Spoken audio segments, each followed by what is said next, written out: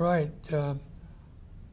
It's probably true of all Christianity that it's vested in history.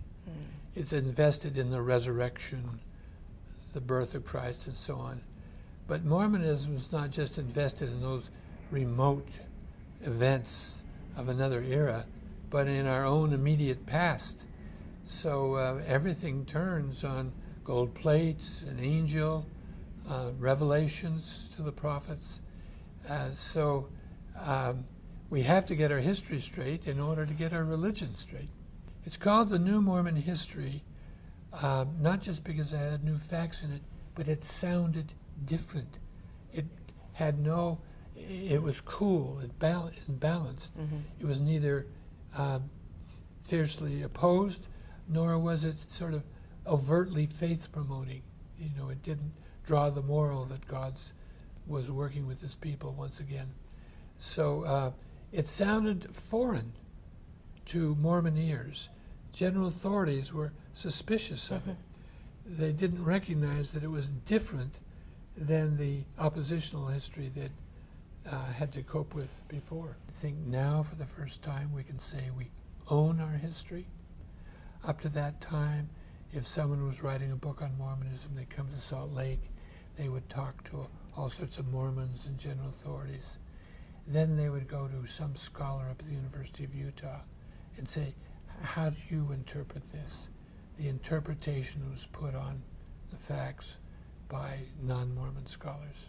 They wrote our history as far as the outside world was concerned. But that's no longer true. When the New York Times wants to find out a take on some current policy, they call Kathleen Flake, or they call half dozen other people whom they trust as as trustworthy historians. So that's been a very good thing. I think two things are happening. One is we're getting more skilled, but two, the profession as a whole is becoming more theory-oriented.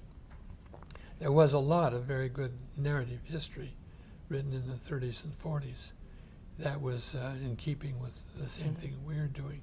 But since the literary turn in the 1980s,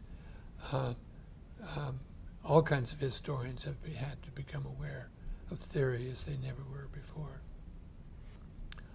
I think we have a long ways to go.